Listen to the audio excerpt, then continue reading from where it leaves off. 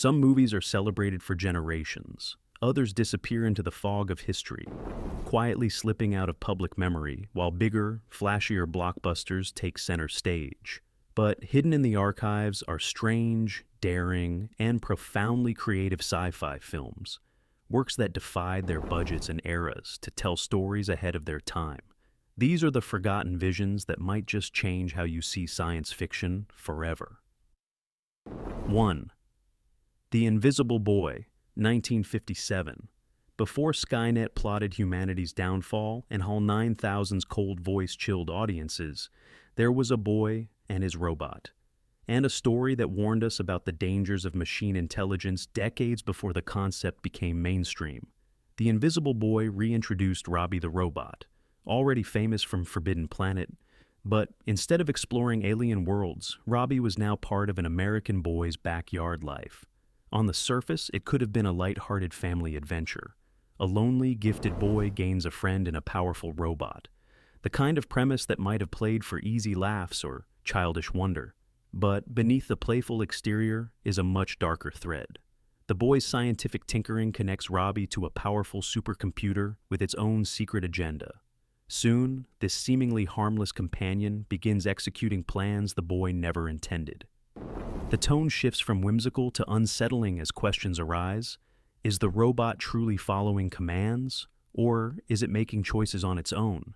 Can technology, once given power, ever truly be under human control again?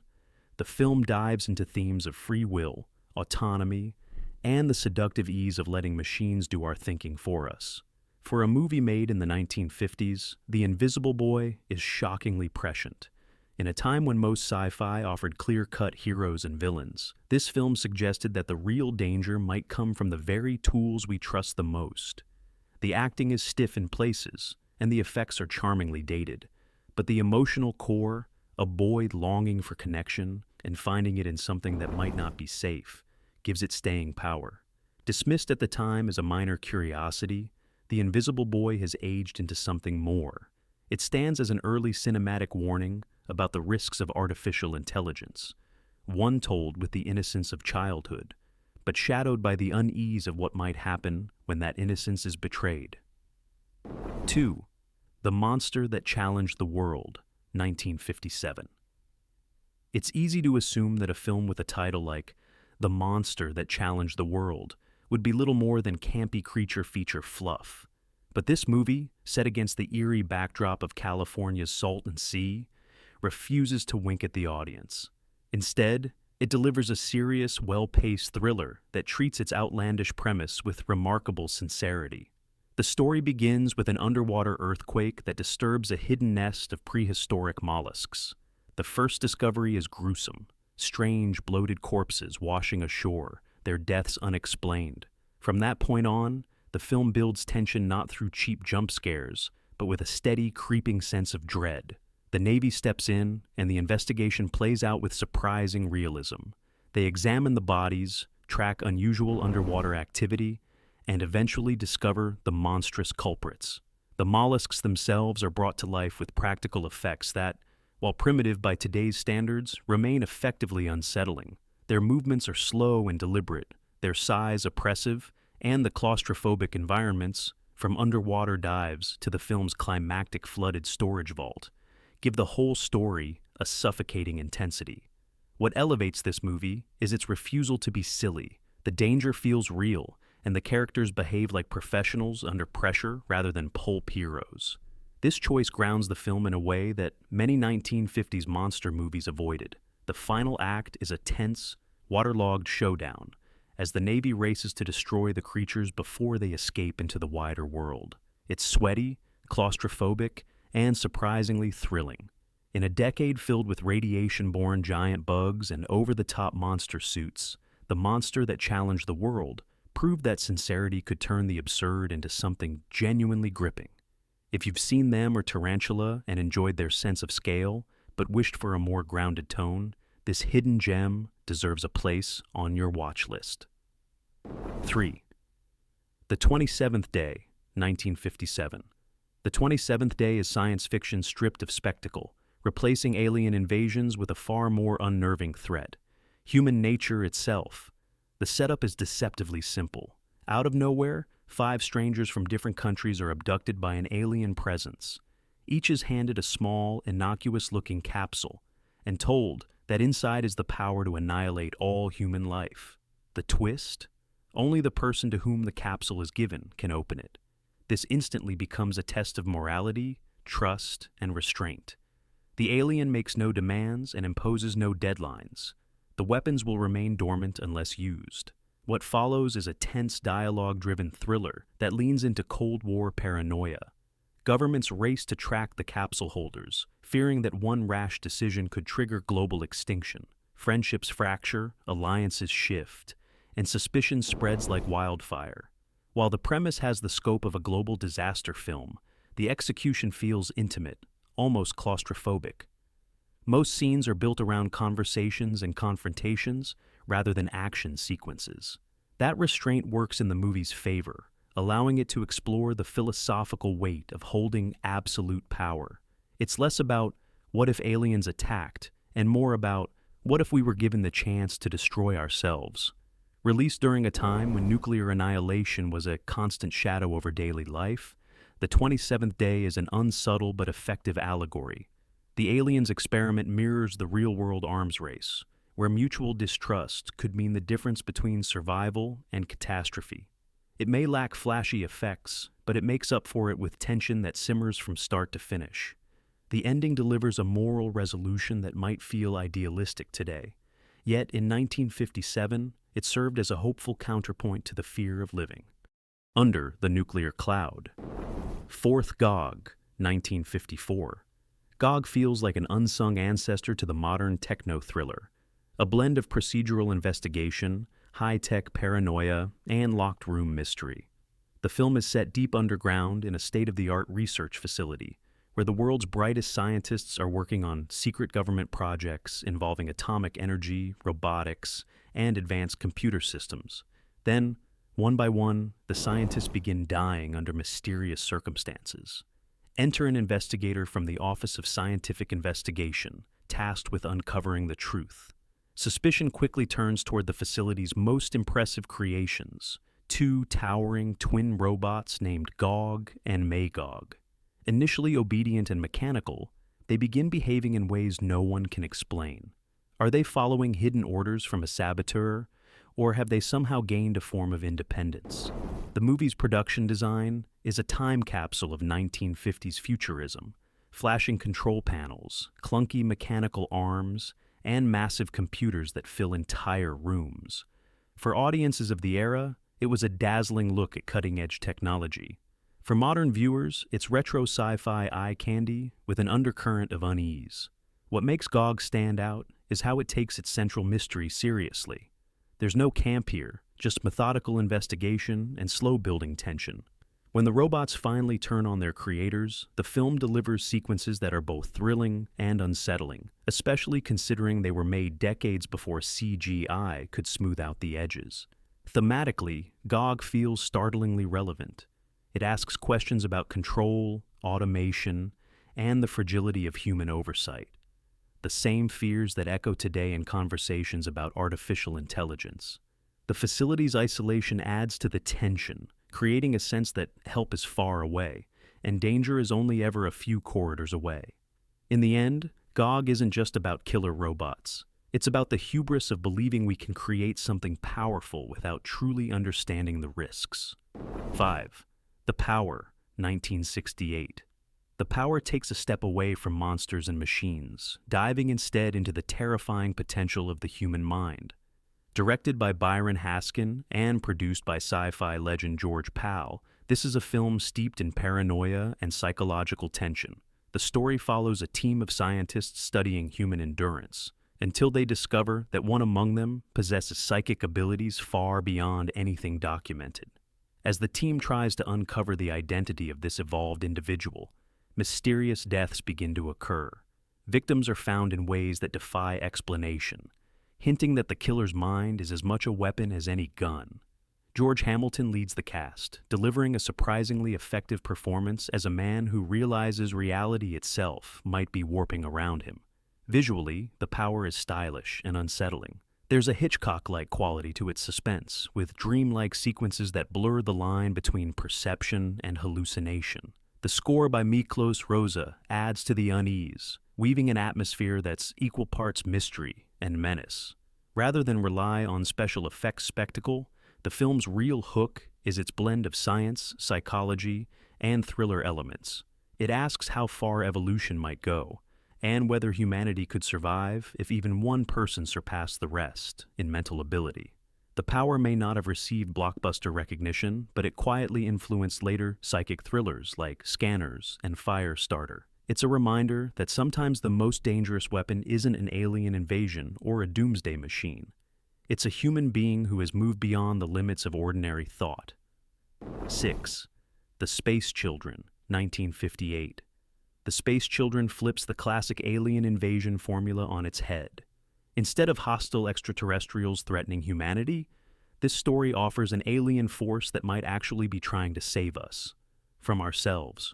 Set near a coastal military installation, the film begins with a group of children stumbling upon a glowing, pulsating presence hidden inside a seaside cave. The alien doesn't speak in words. Instead, it communicates telepathically, instilling in the children a shared mission to sabotage a top-secret military project that aims to launch nuclear weapons into orbit. While adults see the project as a matter of national defense, the alien warns, silently, insistently, that it could lead to planetary destruction. What makes the film intriguing is its inversion of roles. In most 1950s sci-fi, the aliens are the threat and adults are the heroes. Here, the children are the ones aligned with the alien, while the adults, through ambition, secrecy, and military pride, represent the danger. There's little in the way of flashy space battles or sprawling effects. Instead, the tension comes from watching these children move with eerie calm and coordination, undermining the world's most powerful military operation without truly understanding the geopolitical forces behind it. The film has the quiet, moralistic tone of a parable. It's part cautionary tale, part plea for peace, reflecting the era's deep anxiety about nuclear escalation. Director Jack Arnold, best known for The Creature from the Black Lagoon, crafts the story with restraint, allowing its unsettling implications to seep in slowly.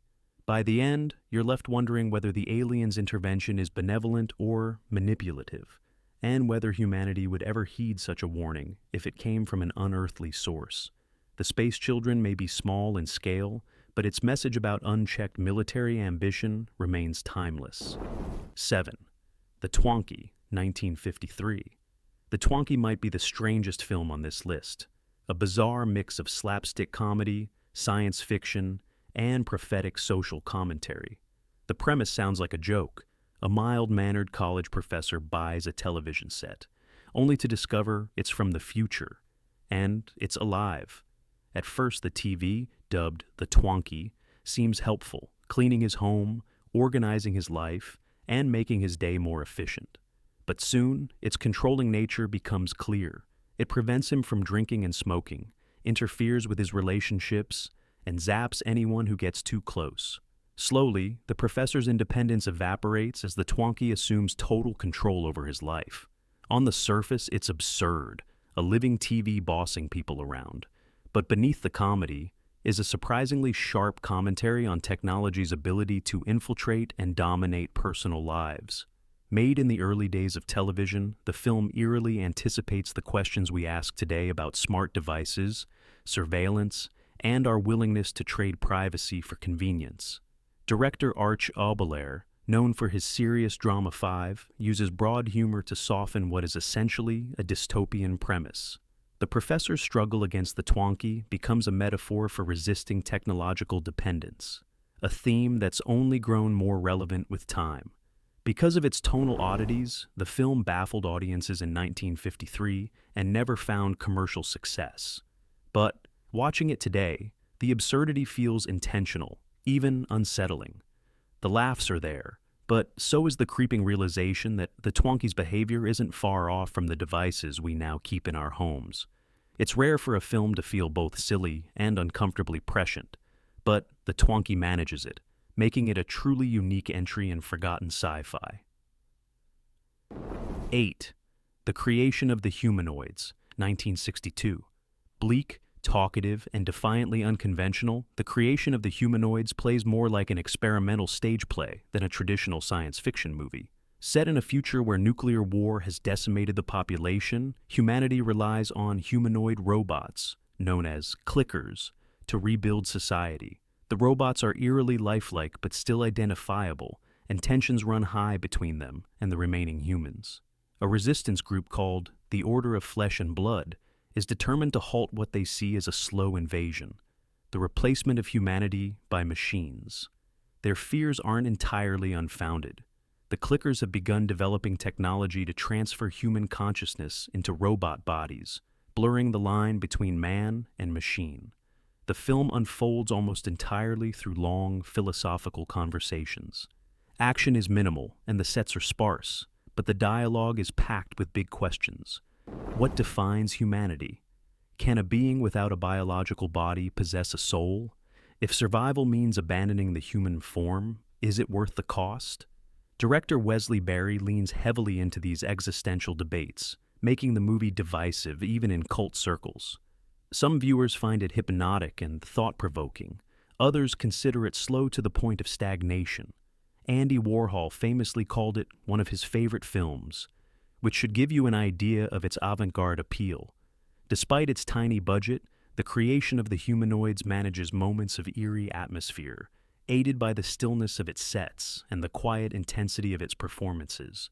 It's less about spectacle and more about forcing its audience to wrestle with uncomfortable ideas. For those willing to engage with its deliberate pace, it's one of the most conceptually daring sci-fi films of its time, and its core question, whether humanity can survive in a form that no longer looks human, still resonates today.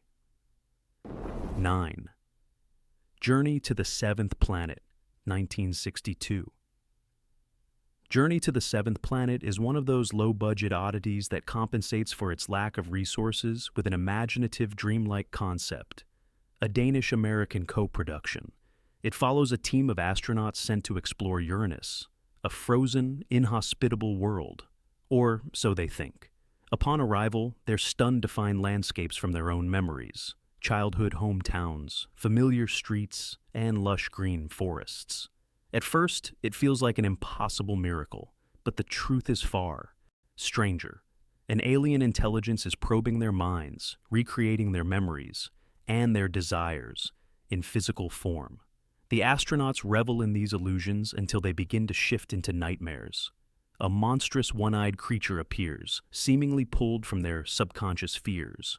The environment becomes a psychological maze, where the crew can no longer tell what's real and what's fabricated. Directed by Sidney W. Pink, the film makes clever use of its limited effects by focusing on surreal atmosphere rather than spectacle. The score adds to the hypnotic tone, and the premise, that our own minds could be weaponized against us, keeps the tension high, even when the sets look familiar. There's a strong Twilight Zone quality to the story, particularly in its exploration of perception versus reality. While its budgetary constraints are obvious, the sheer strangeness of the central idea makes it memorable. Journey to the Seventh Planet isn't a perfect film, but it's an example of how mid-century sci-fi could be ambitious and weird in equal measure. And like the best of its era, it leaves you pondering what might happen if an alien truly knew your deepest thoughts and decided to use them against you. Phase 4, 1974. Phase 4 is unlike any other science fiction film from its era. A quiet, hypnotic nightmare directed by legendary graphic designer Saul Bass. The premise sounds almost simple. A cosmic event triggers a sudden leap in the intelligence of ants. But instead of simply becoming a pest, they begin to operate as a unified collective, building structures, creating systems, and subtly taking control of the desert landscape. Two scientists set up a research lab in the middle of the desert to study the phenomenon. At first, it's a puzzle, documenting ant behavior, mapping patterns, and trying to understand their purpose. But as the ants grow bolder, it becomes clear that the humans are not the observers. They're the experiment. The film's pacing is deliberate, almost meditative, and its visuals are mesmerizing. Bass uses extreme close-ups, time-lapse photography, and geometric imagery to make the ants' work feel alien and inevitable. The result is less like a creature feature and more like watching an ancient alien intelligence awaken. What makes Phase 4 so haunting is that it doesn't rely on jump scares or gore. The dread seeps in slowly, the way an ant colony expands beneath the surface, invisible until it's everywhere. The original end, which was cut before release, reveals a truly unsettling conclusion about humanity's place in this new order. Even without it, the film lingers in your mind, asking whether humanity could ever truly fight a force as organized, patient, and adaptive as nature itself. Queen of Blood, 1966. Queen of Blood blends Cold War-era space adventure with Gothic horror, creating a strange atmospheric gem. The story follows an Earth mission to rescue the crew of a crashed alien ship on Mars.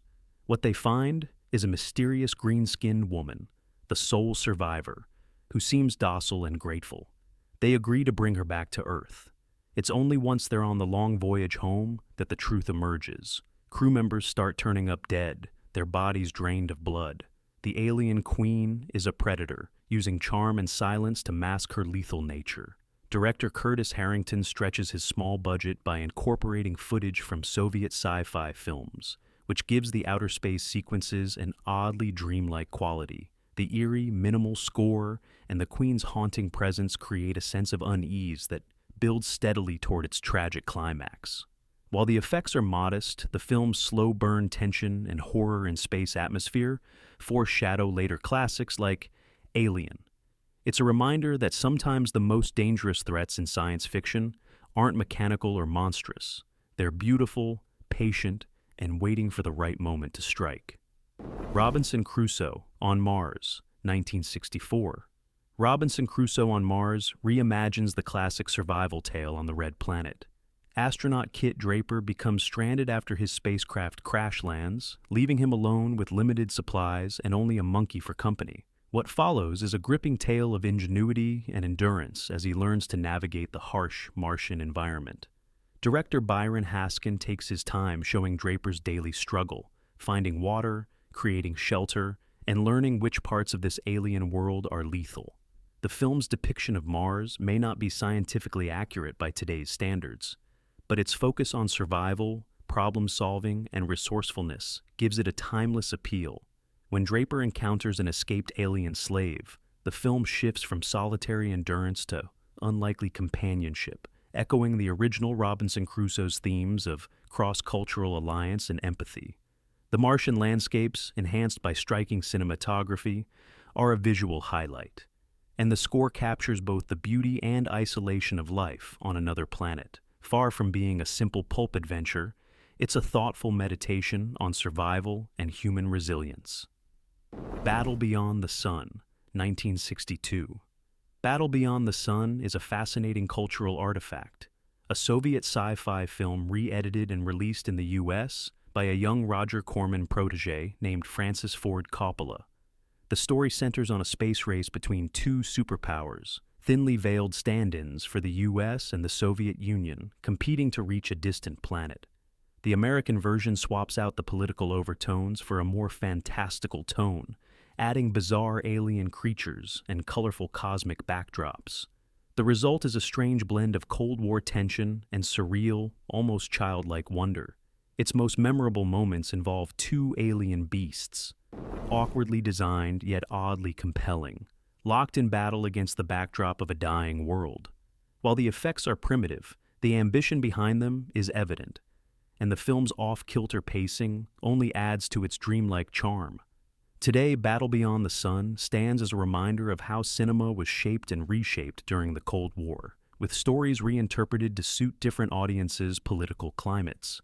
It's a film where history, art, and propaganda intersect, and that's part of what makes it so compelling. X, The Man with the X-Ray Eyes, 1963.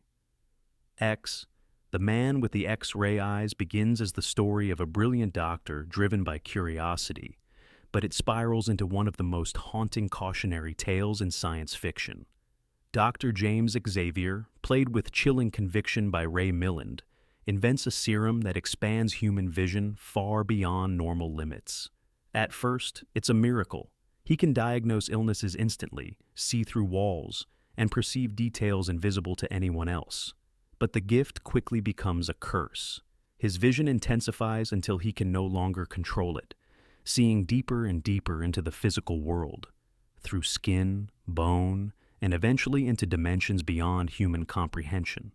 The world becomes unbearable, every surface stripped away, every truth laid bare. Director Roger Corman crafts The Descent with a mix of pulp storytelling and genuine psychological horror. The film's visual effects, though modest, capture the eerie disorientation of a man losing his grip on reality. Anne Millen's performance anchors it, portraying Xavier's transformation from confident scientist to tormented outcast. The climax is unforgettable and deeply unsettling, suggesting that some knowledge is too vast, too terrible, for the human mind to bear. For a low-budget 1960s film, X manages to feel both intimate and cosmic, forcing viewers to confront the cost of seeing too much. It's a meditation on the dangers of ambition and on the limits of what the human spirit can endure when pushed past the veil of the visible world. Ondoku Zunchuit, The Terror from Beyond Space, 1958. Long before Ridley Scott's Alien terrified audiences, there was it. The Terror from Beyond Space, a lean, claustrophobic thriller that set the blueprint for sci-fi horror in enclosed spaces. The premise is simple. A rescue crew travels to Mars to bring back the lone survivor of a previous mission. But they unknowingly bring back something else, a predatory alien life form hiding aboard their ship. From there, the film becomes a tense game of survival. The creature prowls the corridors, picking off crew members one by one. With limited weapons and nowhere to run in the cold vacuum of space, the humans are forced to use ingenuity and desperation to fight back. What makes the movie so effective is its restraint. The alien is glimpsed sparingly, its menace suggested through shadows, sound, and the mounting fear of the crew. The confined spaceship setting amplifies the tension, a template later perfected by Alien 2 decades later. While its effects are products of the 1950s, the pacing, tone, and atmosphere still work today. It!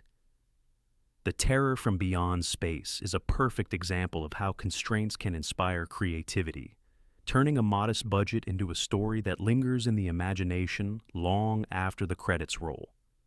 15 films, each buried by time, yet still pulsing with ideas, style, and imagination.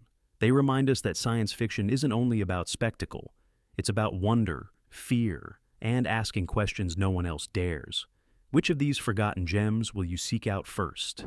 Like, subscribe, and join us as we keep digging for the treasures cinema tried to forget.